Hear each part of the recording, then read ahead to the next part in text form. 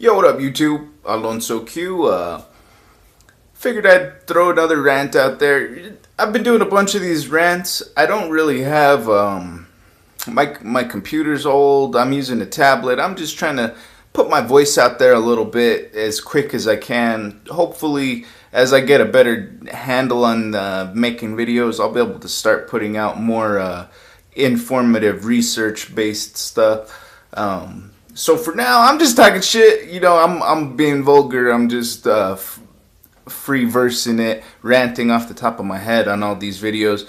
I hope to step up the production value one of these days, but for now, I'm just going off the tablet, just doing what I can. Anyway, that's just a little disclaimer. So here's another rant for you guys. Since I put out a Donald Trump video, I'm probably going to catch flack right away, so I figure might as well jump into an immigration rant real quick and just say this, that I think groups like the Mexica movement, groups like a lot of these Chicano nationalists, a lot of these indigenous-oriented activists, I think they missed the mark on the immigration issue. And I just want to put this out there because I think there's a misunderstanding here, and there's almost like a racial pressure to line up with this way of thinking. Now, if you aren't familiar with the Mexica movement, basically their underlying philosophy is that the entire continent of North and South America is indigenous land, and it's just been occupied by Europeans. And if you're a descendant of indigenous people, whether you're light-skinned, you're an indigenous person with rights to this land. And they say because only colonial borders exist on the continent, they don't apply to us. And indigenous people can wander freely across the border by merit of their race and their blood. And this is such a silly idea. It comes out of the 60s or the Chicano movement, and people, man, this is one of those philosophies I almost wish it didn't catch on, because it's nice on a philosophical level, I guess, on a, like a storytelling level. But when it comes to practicality, I think you guys are doing a disservice to the community. And I think that this belief, this philosophy, is what led almost directly to this outrage. And not just to this outrage that's going on over Donald Trump, but even to the phenomenon of Donald Trump and the people who support him, these alt-right people. I'm going to talk about this more because this all comes back to Marxism, and so that's going to be a big issue I'm going to hammer on a lot. But anyway, so this idea that Mexicans, Central Americans, indigenous people can't be illegal because they have free reign over the continent. Look, I'm sort of an anarchist. I'm a libertarian, and I delve into the anarchist, the anarcho-capitalist, but really the idea of anarchy, it appeals to me. I felt like that for a long time. I always say Jesus inspired me towards anarchy. He seemed like a pragmatic anarchist. And you probably don't want to hear me talk about Jesus, and I'm an atheist, so it's not in a religious sense that I talk about him. It's a good example, because he was sort of about be aware of the morality of what you're doing, and morals override everything, but give to Caesar what is Caesar's, because the law exists. So that's where I feel like this is a destructive idea that people are pushing, because look, you might think that you have the right with your body, you have the natural right to travel across these borders because they're illegitimate borders, and they're unethical, immoral borders. They're immoral laws, unjust laws, and you have a moral right to break unjust laws. And some people have even said you have a moral duty to break unjust laws. But that ignores a big part of the issue, is that look, I understand that. As an anarchist, I understand the idea that you own your body and you have natural rights that supersede illegitimate governments. But it doesn't matter if a government's legitimate or not. If it has a gun, it can put you in jail. It can throw you across the border. And that's what it is. That's why libertarians are working to reduce the size of the state and maximize the rights of the individual. And that's how we get to a stateless society. And I'm going to do a video on how I really think libertarianism is the ideology to help, these what are nationalist groups now. And a lot of times they embrace Marxism. What they really are looking for is libertarianism and anarcho-capitalism. But that's beside the point, because we're talking about the border. And look, you might have a philosophical right to cross the border, but you don't have a legal right. And so look, I'm not gonna, me personally, because it sort of overlaps with my philosophy in life, I'm not offended by it. By people who come here and work under the table. It's not something I find offensive because I find the government offensive. So, I'm not your biggest enemy in this regard, but you got to realize you're facing the risk. You're facing the risk of consequences. I believe taxes are immoral. Tax is theft. But if I don't pay my taxes, I'm going to go to jail. So I have to think twice. I have to think hard. Is it worth being a martyr to the cause? Is it worth sacrificing my freedom in order to make this point about a principle? Or should I give to Caesar what is Caesar's and just go on doing my thing?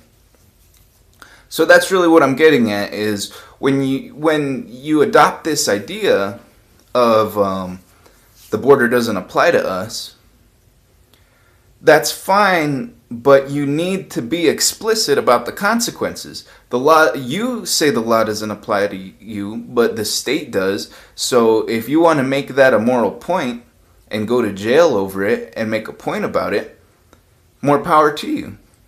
I hope you get coverage. I hope you write a book doing that. But this idea that we should encourage people to break the law and then not expect any consequences is foolish. And it's got us to this point where just discussing immigration policy is controversial. And it's this attitude, I think. And look, let's not kid ourselves that there's not this element within the immigrants who want to take the land back for Mexico. There's that element there. There's people who think like that, who want to populate as many mestizo or indigenous people into America as they can to offset the balance of brown and white. And I never really thought about how racist that is and how race-centric that is to look at the world that way. And look, I do not want to put it out there that this is a common idea. I've never really heard people talk about it. It's something I've seen in forums and some like on YouTube and stuff. It's an idea that exists, and people talked about it back in the day. People do talk about it, but it's not a common idea held by people that I've seen in my community or people that are open about it. But the idea exists. And stuff like that, it's not helping anybody. So I'm of the opinion it's better off if we just encourage people to work within the law, because what good's it doing anybody to encourage them to come here illegally? And what does it accomplish to play this rhetorical game of I can't be illegal on my own land? Who said it's your land? Like, what's this ownership of the whole country? And this romanticization of the past and pretending like you're trying to go to this pan-Indian utopia that existed before the white man got here, but it never existed. Imagine being a Mexica and trying to travel north through Comanche territory to go trade with the Pueblos up north in Taos or something. Imagine making that trek and you only speak your language and you don't adopt to the culture where you go. Really? You think there was no immigration control before white people got here? There were, instead of 2 countries, there were hundreds of countries. You had to cross multiple borders. You probably had to pay multiple taxes and be able to speak multiple languages, or you were risking your life. You were risking getting scalped or kidnapped into slavery. And obviously it varied from nation to nation across the country, but you're pretending like there was some free utopia where people could just move around the continent before white people got there.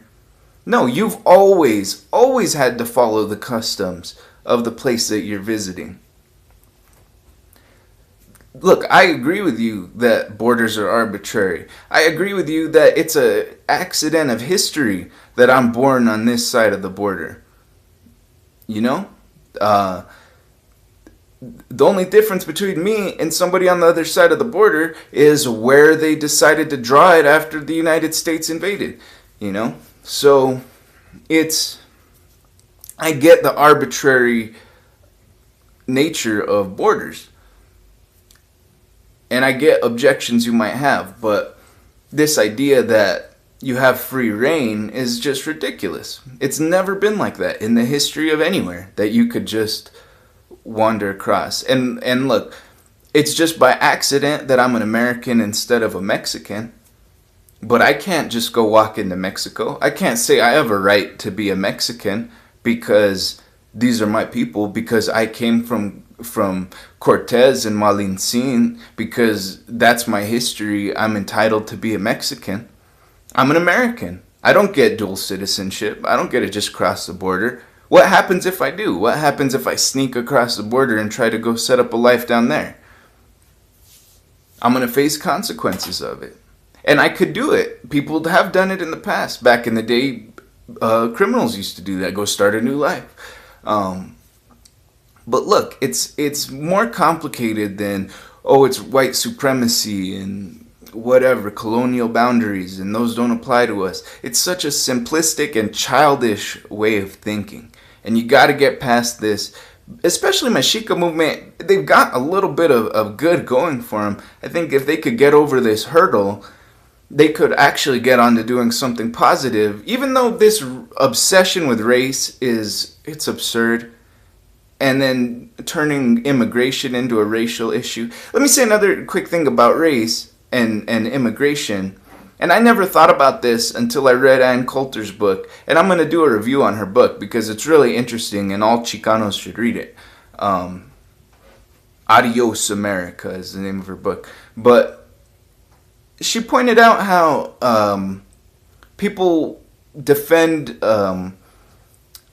free open borders and illegal immigration for the sake of diversity. And she points out almost all of the immigrants who come here come from Mexico.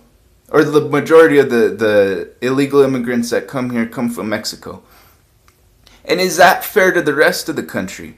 There's people all around, the rest of the world. There's people all around the entire world who are desperate for work. So is it fair that Mexico gets the advantage of coming to America? Everybody wants to come to America.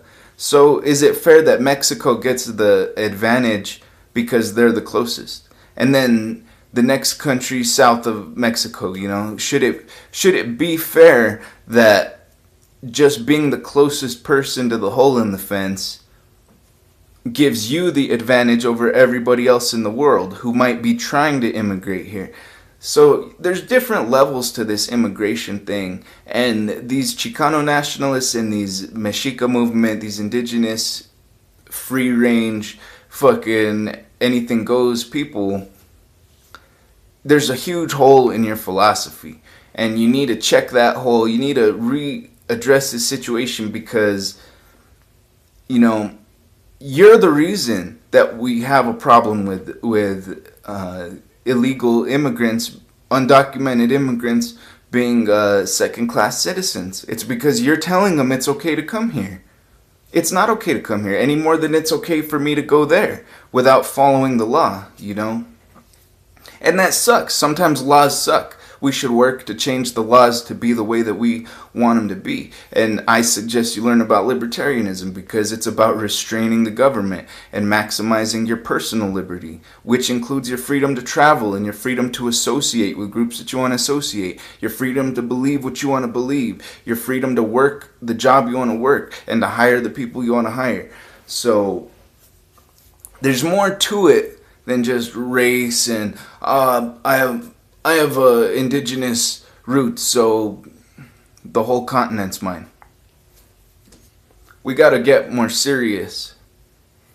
And, you know, there's this pressure that you guys put on everybody else to go along with this attitude of, well, there are people, so we got to look the other way and break the law. Look, there's laws. We live in countries. If you... Like I said, you know, I understand the anarchist position that your natural rights trump the laws of the state that violate your natural rights. So if you think you have a right to cross the border, that's on you, but the consequences are on you too. If you get kicked back, if you dodge immigration for a decade and you have a kid, you're putting the kid in risk. It's them. And it's a risk that they're taking. And it's not the American people or even the people enforcing it. It's the law. And if you don't enforce the law, what does it mean? So I think we really got to dive more into this issue. I'm going to try to get, you know, pull up some, maybe I'll do a slideshow or something, actually talk more about this history, because it's important, but we gotta, you know, people who are delusional on this issue, it seriously is, it's childish. Get over this idea of the border doesn't apply to us, because it's leading to destruction. You don't even realize how much these racial politics that you guys are playing is what led directly to Donald Trump, who you guys think is the worst thing ever. So you don't even realize how you're building your own enemies. You're being your own obstacle. So I'm going to do more videos on this, more videos on Marxism, more videos on racism and anti-white hatred, and pulling our shit together, man. Immigration is not a racist issue. Donald Trump's not a racist for talking about immigration. And this country needs to talk about immigration. Probably the reason that nothing ever gets done is because nobody's willing to talk about it, because it's a tough issue to talk about. And we're the ones making it tough. Chicanos and Mexican Americans, we're a big part of why it is tough to talk about. So we got to open up to this. Mexica movement, radical Chicanos, I'm asking you, dial it down. Let's be real about this. We have to respect the law. I don't like fucking laws against I don't like drug laws. I don't like speeding laws. I don't like seatbelt laws. There's a million laws that I don't like, but I recognize you're going to face the consequences if you break the law. So we got to work to change the law, not encourage people to break the law and say that their natural rights because of their race entitles them to something. You're not entitled to anything because of your race. Everything you're entitled to is because of your humanity. That's the first thing you got to keep in mind all the time. That's what I'm going to push. Natural rights, freedom, liberty for everybody, justice for all. That's what this country is all about. And we can all have it if we work for it together. You know, bring that Constitution back, protect our rights. It'll help us we can help, and then once we help ourselves, we can help Mexico. We can be brothers. We can go forward into the future together. We don't need to divide over these stupid issues like a border, because once both countries are strong, it doesn't matter if there's a border there. There's only conflict because there's problems. So let's work together, solve the problems, and both countries can be strong. We can work together. We can visit on tourist visas and learn each other's cultures, grow closer by emphasizing the fact that we are distinct, and that's not a problem. And we don't have to ignore our history. We don't have to ignore our indigenous roots. We just have to respect the law and use that to move forward. So, yeah, that I meant to do that at a quicker rant, but immigration is a complicated topic. We're going to have to do more videos on this, but thanks for watching. Like, subscribe, tell me what you think. Follow me on Twitter. You know what it is. Peace and love. Take care.